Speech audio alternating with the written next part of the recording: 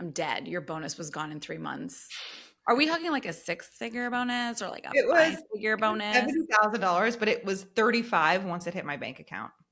Like Okay. after taxes, but still, like, Which was the biggest thing, like the concert ticket? What did you spend it on that you were like, oh God, I just wiped out half my bonus? so at this point I was being smarter. I definitely like got bottle service when I was an intern. I bought Louboutins and then I returned them because I was like, this is like 10% of my net worth. So this is not a smart choice. I also did, like, back in the day, it was like hard to get a Birkin bag. So I went and put my name on the list and they were like, we actually have one. And I like snuck out of the store. Like, I'm not ready for this. Who the f*** am I to tell you what to do with your money? My name is Priya, currently managing millions of hardworking dollars. Enough foreplay. Let's talk Money.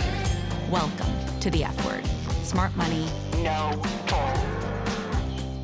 Hey guys, welcome back to the F Word. Today I'm really excited for our guest, my dear friend for over a decade, Ashley Feinstein-Gerstley, better known as the Fiscal Femme. She is author, she is financial guru, she is mother, wife, do it all. I don't know. Ashley, I don't know how you do it all, but you clearly do. We're going to talk about all things money today, but welcome to the F Word. Thank you. I'm very excited for our conversation. So before we jump into all things money, you are an author, and a couple years ago you wrote a book called The 30-Day Money Cleanse, which is so empowering to think that you could, quote unquote, get your financial shit together in 30 days. Tell us a little bit about what it's about. Yeah. So the 30-day money cleanse came about because when I was doing one-on-one coaching, I was saying the same things over and over again. And I noticed it was regardless of someone's income. And so I actually invited a bunch of friends to my house who were entrepreneurs. And I said, I'm going to give you a bunch of food and we're going to brainstorm how I turn this into a program. And one of my friends, he was actually sitting on the couch messaging. I'm like, what are you doing? I'm like, how'd you come here to help me? And he said, oh, I just ate a cupcake. I have to confess to my food cleanse group. And I said, tell me more. And so I saw that there was accountability there. Like, he felt like he had to share with them. There was like support around it. So I ended up having a call with the founder of his food cleanse group. And I realized there was so many similarities between food and money. And so I turned a lot of what I was teaching into this cleanse program, which is not a traditional cleanse in the sense that you take everything out and then you finally can go back to normal. It's really about shifting your mindset and your lifestyle so that it sticks with you. And the average person saves $950 in the 30 days and a large portion of that going forward. And it's really about budgeting, money mindset. And I ran it live for 5 years. I actually ran it as a phone call at first because I was so scared of video and I didn't. And eventually people were like, can we see something? Like, we're just dialing into this call to listen to your money stuff. And then I turned it into a course, and then that became my first book. And it's fun. It's a workbook. And I hope that it helps people who never would have thought that they would pick up a personal finance book, but to help them really feel intentional and good about their spending. That's incredible. So the average participant in the 30-Day Money Cleanse saves $950 in 30 days? Yes. We're going to drop a link to it in the show notes. That's incredible. And then following that, you wrote Financial Adulting. What made you feel like you had stuff left unsaid? And what is Financial Adulting all about? So basically the money cleanse was like money mindset and budgeting. But then when people would reach out about anything else, I had to point them in different directions. And so Financial Adulting is essentially all the other money topics. Like I talked about estate planning, taxes, investing, all the things. And I interviewed, I think, 27 people for that book. And so it's not only from my perspective, but other perspectives, and filled those gaps. And I honestly didn't think that I had another book in me, but a new project I'm doing has me thinking like, maybe I can write another book. That is no small undertaking. And we'll drop a link in the show notes for your Financial Adulting book as well, because it's so great to get all the resources out there to empower everyone. So you're a money nerd because you're also a CFP, which means you really love this stuff. I'd love for you to just share a little bit about your background and what has you so in love with the financial services space. So it was interesting. For so long, I refused to get my CFP because the whole point of the fiscal femme was making it accessible. If I could do it, you can too. And then if I add all these like letters behind my name, it's like showing you need credentials. But I noticed that when I was interviewing people for financial adulting, it helped me feel confident. And I'm like, if I'm screening for this, like maybe it would be helpful. I can just dive into it. But where I find my passion for it is just in the freedom and choices money gives you. And I saw it in my own life. I see it over and over again in my community. But for me, I studied finance. I worked in finance. I still knew nothing about my own money. I was making mistakes in every single area. And I thought, if I don't know about this, like who does? And it turns out very few people do or did. And I was at the time an investment banker. I quit the day after I got my bonus. Good girl. I went into a job that had like a lot more flexibility. I was getting out of work at 6 p.m. instead of like 11 p.m. And so I just started making up for lost time and met friends for cocktails and went to concerts and took French class and did a lot of things every night and just was bleeding through my money. And my bonus was gone in 3 months. And I realized if I don't figure this budgeting thing out, like I'm not going to be able to stay in this job that has a better lifestyle, because I'll need the higher paying job that has less flexibility. And so it was very motivating to figure it out. And I read a bunch of books and just started applying them to my own life. And on a dare, honestly, from a life coach, I started sharing it on a blog that was called The Fiscal Femme. And then people said, hey, can you help me? I needed help with this. And can you write for us? We don't have a lot of younger women writing about money. And so I was like, oh, this is a thing. And it evolved over time, like through many different iterations. You know, we've known each other for so long, but that's kind of where it all began. I hear that a lot where it's like, I needed to figure my shit out. And lo and behold, I realized like everyone needs to. And so I started putting my thoughts out there. Your thoughts are so excellent. They're so nuggetable. They're so bite-sized. You've built an incredible community, an incredibly engaged community too. So it's one thing to like be putting your money tips out there, but I feel like you've done such a good job creating engagement and support. I'm dead. Your bonus was gone in 3 months. Are we talking like a 6-figure bonus or like a 5-figure bonus? $70,000, but it was 35 once it hit my bank account.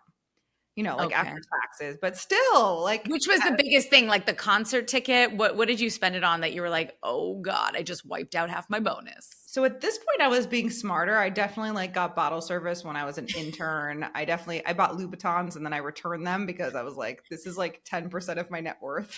So this is not a smart choice. I also did like back in the day, it was like hard to get a Birkin bag. So I went and put my name on the list and they were like, we actually have one. And I like snuck out of the store. Like, I'm not ready for this. So I had like a lot of things I thought I wanted to buy, but that was all when I was a banker. I think when I had switched, it was really about like the drip, like just the constant things that none of them seemed too wild. And I think that's the complaint I hear most often. It's like, Ashley, I'm not going on shopping sprees or these luxurious vacations, but like, where is my money going? That's what I was hearing over and over. And that's kind of, I knew in the back of my head it wasn't going well, but it wasn't until I sat down and looked at my bank account and said, oh my gosh, yeah, it's worse than I thought. It's gone. So this is not sustainable. Okay, so that brings us to the topic of budgeting, which at Stash Wealth is a dirty word. We hate the word budgeting, but clearly it's a very solid technique for some.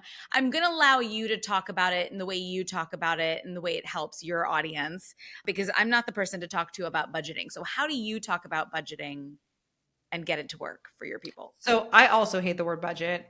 I call it a happiness allocation because I think it's a much more fitting term. It's how we allocate our money in the short and long term in the way that will make us the happiest, not just now, but also later. And for me, a lot of it was just knowing where the money's going. And when I saw that and I saw the impact, because a lot of times, like for me, I thought, oh, I can't afford a vacation, but then I'm getting lunch every day or getting my latte every day. And it added up to an incredible vacation when I swapped it out. So I think seeing where my money was going, the true impact per year of those expenses, I could reallocate them in a way that served me. And I realized I was doing so many things because I thought I was supposed to be doing them. I don't even like shopping, right? And that was something I was doing all the time, like walking into stores, not wanting or needing anything. And now I had to have something that I You stayed. never want anything until you walk into the store. Exactly. So I'm like just torturing myself. Like I love looking nice. I love having nice things, but the act of shopping, I actually don't enjoy it. I would much rather someone be like, this is perfect for you. You should get this and wear it with this. Like I had a stylist once who gave me equations. Like that's what I need. Like this plus this and this. Good job. Like clothing equations, like skirt plus top plus belt equals good outfit. Like what are we talking here? Well, it was a very capsule-y. Like I had certain like dress pants, casual shirts, but always having like details, like at least 3 details. So a lip, an earring, like because I would just put on the dress and that's it, just like a little more, please, little more, please. So I know I'm not typical in that, but I think there's just things that our parents did or our friends are doing, and we think it should be bringing us joy, and it's not. And maybe the money could go towards something else. So that's how I think about budgeting, and it's ever evolving and very personal.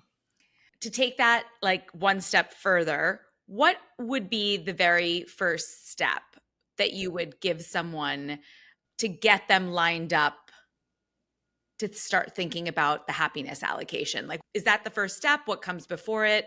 How do you get your own happiness allocation? It depends on the person. I would say the first thing I have most people do is keep a money journal. So just write down or type out what they spend. And I think if it sounds absolutely horrible to you, then it's probably a good exercise. And I think that a lot of times what feels like a manageable step for someone might feel overwhelming. So just being able to chunk things down so that you feel like you actually will take the step. I think so much of this and a lot of the part of the money cleanse is it's not just about the things we know we should be doing. It's like the emotional behavioral things around it, the money mindset that has us keep going and actually take the step and be able to follow through and be realistic with ourselves. So, and the self-talk, there's so much to it. You could start with one category if tracking everything like feels too overwhelming. If you're curious, hey, I'm just curious what I spend on shopping, or I'm curious what I spend on dining out, or whatever it is, tracking one category you're curious about to just start, because we can make a beautiful plan or happiness allocation, but if it's not reflective of reality, it's not that helpful. It's just something on paper. And so we want it to be realistic. It can be optimistic, but still realistic. I concur. I run into so many people who are like, I know where my money's going. I promise you don't. Start a journal. Like even if you keep it for a week or 2 weeks or whatever, I don't know what you recommend there as like a starting point, but inevitably it's not so much like tracking where you're spending as it is the exercise of reflecting on what you've spent and whether or not you would spend that again. Because all of a sudden now it gives you the insight as to, wait, I might have extra money that I'm spending in a way that I don't care about. And I could reallocate it, I guess, towards what makes me happy. Is that the idea? Yeah, if you have enough, if your needs are met, that's what's great about it. It's like, that's why I think it's not this restrictive thing. It's an act of self-love, like treating yourself. But like you said, it's about the reflection. It's kind of like, if you're like, where is my day going? You track your time and you see where it's going. And, or, I feel really sick after I have lunch. Like, what are you eating for lunch? So I think tracking and reflecting, I think we're very due, at least me, a very do move culture. Reflecting is so important. And at the beginning of each money cleanse week is a reflection. Like, did you miss anything? Because if you missed it, we don't want you to be missing it. And if a lot of times it's like, surprise, I didn't miss something, which is the fun one. And really quantifying our progress can be helpful. Like, how much does this save me per year? What else could I do with that? Like, get it to be juicy and exciting in the conversation versus like, I'm saving, Another thing that we often say is think about where you wish it was going first. So like your goals, like if you wish you could travel more, you wish you could spend more money at the holidays, or if you wish you could do bigger gifts when gifting comes up, like for weddings and baby showers and all the things, all of a sudden you have this inherent motivation to be a little bit more thoughtful about where your money is going because you have these things you really, really, really care about that you want to be able to do. Yeah, it reminds me so before I quit my corporate job, I was building the Fiscal Femme. And I knew how much it was losing a month. Like I knew like this was how much I was losing. This is how much I had in savings. So this is my runway essentially to have this business. But I was working. So I didn't need that yet. But every time I didn't spend money, I put it towards my Project Freedom, which was this like I can quit fund and fund my business. And so it was very simple for me to make those trade-offs at that time because I was so motivated by this Project Freedom fund that I wanted to like go out and do this on my own. So I think your point to the motivation, it's like, oh, I'm going to Morocco or I'm going to have this incredible holiday spread. Like having that in mind makes the decisions that much easier, I think, because you're thinking about the end result and it's real. That's where the money will be going instead. So it's not even a trick. It's just the reality. One of my other most favorite topics to talk about when it comes to money is relationships, couples and money. And you're in a serious relationship, one might say. So I'm curious, when you got together with your husband, like what role did his financial savvy, or maybe he wasn't, play in your decision? Like, did he need to be financially savvy? Was that one of your criteria? Yeah, that's a great question. Yeah. You know, people think about it. Right. I think it's really important. I think when I talk about couples and money, it's like, and I really do think who you're in a long-term relationship with, friends, even sometimes friends or colleagues that you're seeing every day impact your finances. Your partner impacts it so much. Like people will say it's the biggest financial decision of your life, which, I don't disagree with that. That being said, they don't have to be experts, but they have to be willing to communicate and willing to learn and get better at it and be collaborative, not like, so there are definitely red flags, but I think just because they're not good at it now does not mean like you can shun them or got to get rid of them. But I think the willingness to learn, the willingness to talk about it is important because even I just actually made a reel about this. I am very much like an outsource it and spend money person. And Justin is very much our do it ourselves and save money person. And so that is a conversation and I'm sure somewhere in the middle is probably the right balance for us and for our finances. But it's a conversation often that comes up, and he's very money savvy and so am I. So I think being able to have those conversations and compromise and understand something I have couples, or I recommend couples do, is talk about just like where they're coming from when it comes to money, because sometimes the way we're behaving around it is something much deeper and it helps us have compassion for each other. So like, what's your first money memory, or what was your family like growing up? Like if your family lost everything and it was super stressful and feast and famine, like maybe you'd be more of a saver or more conservative. And so I think knowing what drives those conflicts, you might be a saver in one area, but then your partner is a saver in a different area and you're a spender in that area. And so to know where they're coming from can help us be more compassionate and just get the underlying fear that is behind it or the underlying goal. And then I also recommend, if money is stressful, to have money parties every month where if something urgent happens, like you're hacked, deal with that. But if like the Amex bill is really high, say, let's talk about it at the money party. And we're going to set the tone that it's going to be compassionate and kind. Like I've even had couples have a jar with money. Like if someone says something kind of judgy, they have to put $1 in, but setting the stage for a productive conversation, and you can kind of compartmentalize it, but you got to deal with it. Would you be willing to share some of the things that you and Justin, like part of your setup, just some decisions you guys have made about how you manage your money as a team, as a couple, and maybe like where you don't align or keep things together? So as far as our roles, I think you can play to each other's strengths. So like I am the person who loves to go in and like track and look at what we spend and like track our net worth and do all that stuff. Like I report it back, we talk about it, but like I'm the one who like physically does that, where he's the one who's going to like negotiate for days with a mortgage lender, like between like multiple mortgage lenders. And like we each have our roles, or he's going to call and get like a fee taken off. Like he doesn't mind those long, tedious phone calls. I don't mind long, tedious spreadsheets. So I think as long as it feels kind of fair and you're both taking a part and doing the thing that feels good to you, I think it's fine to have different things that you each do, as long as everyone's in the know. It's interesting because I have a business, so I have accounts that are separate to me outside of retirement. I don't know if I didn't have that, maybe I would keep a checking that was separate, so I feel like I have my own thing going on. But I do feel like in that way, like he has an apartment that he subleases, and so he has his business, I have mine, we have those accounts, and then kind of these and joint things. And so I do, when I work with couples, I feel like there's this push to like have everything be joint. And I think for a lot of people, it works to have some things joint, some things separate. I don't think it reflects poorly on your relationship if you just like you want to have some things to yourself. He's really good at keeping the emotion out of things. Like he was able to sell our first apartment. We kind of went into this agreement together that we'd come up with a number, and we call it our make us move price. And if someone gives us that price, we'll move. And, I think that's a great idea.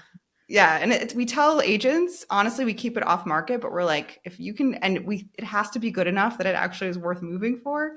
But I feel like it's less hard for him to have no emotion in it. I really stick to it that the number is good enough that like, yeah, you're like, that was great memories, but this is really good for our finances. So that's something we do. That's kind of fun. You definitely sound like you're on the same page, and you guys like have a divide and conquer sort of approach, which allows each of you to have your own lane, your own strengths, and then let the other person handle the stuff that they don't want to do. Yes. But any money fights, like what is one of the things that you guys disagree on, or whether it's for the kids, or I'm very curious, like couples and money. I mean, that's 70% of couples fight about money more than sex. I would say that he's a things person. I'm an experiences person. He's the person who does the grocery shopping, and I like to have certain things that are organic. I get the Dirty Dozen organic. He calls them college educated eggs. Like every time he goes to the grocery, he's like, do I really have to get this version? It's like 3 times as much. And I'm like, we've been married for 10 years. Like this is never changing. Just accept that I like fancy eggs, so he finally stopped bothering about the eggs. He loves buying kitchen appliances and he doesn't cook. It's like, we have our things that bothers the other one, and we tease, but as long as it's within limit and gets approved, overall, then we're good. But there are definitely, he's like, are you kidding me with this? Like, why are we I want to know what that is. Like, what did he bring home? Or you're like, you don't even make pasta from scratch. So he got an apple peeler. Also, we live in like apartments. Like it's not like we have unlimited space. So we have an Instant Pot, and he's made chili once in 10 years. And he's like, I need a slow cooker. And I'm like, oh my God, you don't need a slow cooker. Or he got these peelers because he remembers from being a kid, like these apple peelers, they sit on the counter and you turn it and there's like a peel, and the peel is fun, but he did one apple peel. So if someone says anything like, you don't have a soup ladle, like it's there, it's coming, and we'll never use it. So I'm also very much like I don't keep things I don't use. I rent a lot of my clothing. Like I have my basics, but like he'll keep a white shirt and think, there might be a white party or black party, in it, and I need to be prepared. So I think not only money, but just like utilization of space. I like stuff, and or just, beauty treatments. He doesn't spend anything in that area, but he likes to have the latest technology. So I think stuff versus experience, or I love meal service. Like I don't want to have to cook, He'd rather have cereal. So we're both divas in our own way. I don't want you to get mad at me, but I have another device. I wonder if he has.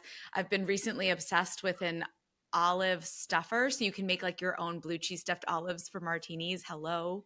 I'm never telling him about this. He loves blue cheese stuffed olives. Oh my God. Do they taste better when they're freshly stuffed? I mean, it's part of the novelty, Ashley. Come on. You can also brand it with your initials on the olive. Oh, I actually want that. I want the ice blocks where you can stamp them with your own design. Yeah, those are fun. My parents have that. So fun. So fun. Okay, I'm going to ask a final kind of spicy question. Did you guys talk about affordability of your children before you had them? Well, we definitely have before we have any more. Kids are so fucking expensive. I know. I think he jokes because he wanted 4 and I wanted 2, so we compromised and had 2. But it's literally I'm the one having them. But we knew it was expensive. I think we budgeted. I did mess up some things. Like I didn't realize camp. That was one that really surprised me. Our kids are in private school, and I just thought, wow, we can cover that. But then it's like, wait, then they have nothing to do all summer. So that was an expense that I now like set aside money for all year, or if we get a bonus or something in there to smooth that out. We made a budget, but it wasn't really a whether or not because of the budget. It was kind of like, we'll make it work. We're doing this. But I think for any more, it's definitely something that we realize it's like many-fold expense to add to someone. I think that could be a whole nother episode. There's so much to talk about in planning for children. And most people, I think, go into it with that same, we're having them, we'll figure it out. But what does that entail? Because there's so many times that we run into situations with clients and they're like, oh my God, nobody told me. And so many things to plan for. Ashley, thank you so much for being so vulnerable and just like authentic with your story. I do want to leave after all that money talk with a bit of a palate cleanser, let's call it. We like to do this segment. I like to do this segment called Best Bite because I'm a foodie and I just love a good recommendation. So with that in mind, can you think of something that you would recommend? Something that you recently had at a restaurant, something that you made, but either a bite or a sip that you think is to die for? It doesn't have to be like recent, but maybe you traveled somewhere. What is your best bite? Well, the one, if I'm thinking like best ever, it was on our honeymoon. We went to Piazza Duomo, I think was the name of it, restaurant in Italy. And it was like, I think it changes based on the season, but it was like a 57 ingredient salad. And it was so beautiful. It looked like a garden. And it was just so fresh, so many flavors. And I just remember being just, it took your breath away when it came out. I love that you're sending me to Italy for a salad. I'll send you a picture. I also love, I'm a pescatarian, but I love my veggies. So okay. It's not your typical salad. It's actually more like eating flowers, but it's beautiful. Okay. Now I need to go check it out. That is awesome. So Piazza Duomo? Yes. And the 57 ingredient salad. Yeah, it's a tasting menu. It's like, I think it's 3 Michelin or 2 Michelin star or something. It's a tasting menu, but that was part of it. And it was really beautiful. Oh my God. I'll send a picture. I'll find the picture. Yeah. What part of Italy? Which city? That's a great question. Where was your honeymoon, girl? We had like a very long honeymoon. We went all over Italy. We road tripped all through Italy. So I feel like that's a great question. We'll have to figure that out. It was like in a countryside, maybe in Piedmont. Okay. All right. Awesome. Oh my gosh. Love chatting with you. Tell the people where they can find you, where they can join your money club. You recently started a new amazingly interesting, fascinating Instagram account. Please tell everyone all the ways in which they can stay on board for your journey. Yes. So you can find me on all the socials at The Fiscal Femme. Like Priya mentioned, I have a money club. You can find it on the website, thefiscalfemme.com/money club. And it is a community where we have monthly events. We just had Priya come talk about investing, but we talk budgeting every month, investing. There's office hours, there's goal check-ins. It's just an incredible community of women going after their goals, like unabashedly. Someone posted yesterday that they hit the 50K mark and we all were celebrating. It's just not something you typically can send to like your group chat, Hopefully you can. But if you can't, this is a really great place to do it. I started a new account called How Do You Afford This? Because I just want to know. I want all the deets. Like when I see someone on a boat, I'm like, how much does that cost? Is that your boat? What does this trip cost? What does your house cost? I just want to understand how people are affording things and what they're doing savvy, what's helping it make it possible. And so I just started an account where I'm doing women on the street interviews, asking people how they're affording the shopping they're doing. I kind of want to go in front of like a Whole Foods and be like, how do you afford this? But also their homes, their vacations. And so it's been really fun and to just dive in and get to talk to people about like the details of their money. It's so cool. I've already been following it and it's incredible the types of things that people say. I remember one girl I saw in one of your reels, she was like, "Oh, my husband pays for everything. I just pay for all my money's for the fun stuff." I was like, "Oh girl, that is one way to afford things." That's Right. awesome.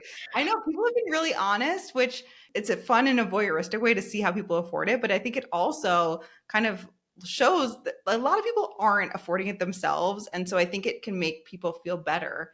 Like there's no judgment or shame in it. It's just like realistic. Like when you have the same job as someone and they're living a different lifestyle, there's probably something else funding it. And so I think it's in a way helping us be a little easier on ourselves when we really understand where that's coming from, or it's their parents' house, or, so that's been really fun. I hope it gives people some peace of mind. Good reality check. Really, really smart point. Thank you, Ashley. This was a blast. And thank you, everyone, for listening. If this episode helped you or you found something you want to share with a friend, we're trying to grow the channel. So please share it, like it, subscribe, all the places. And we're so grateful for your support. We'll see you next time.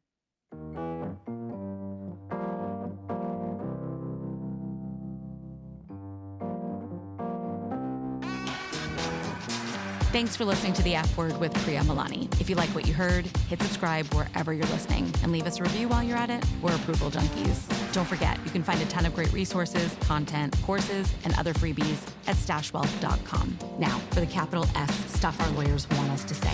StashWealth is a registered investment advisor. Content presented is for informational and educational purposes only and is not intended to make an offer or solicitation for any specific securities, product, service, or strategy. Consult with a qualified investment advisor, that's us, before implementing any strategy. Investing involves risk, including the loss of principal. Past performance does not guarantee future results. There, we said it.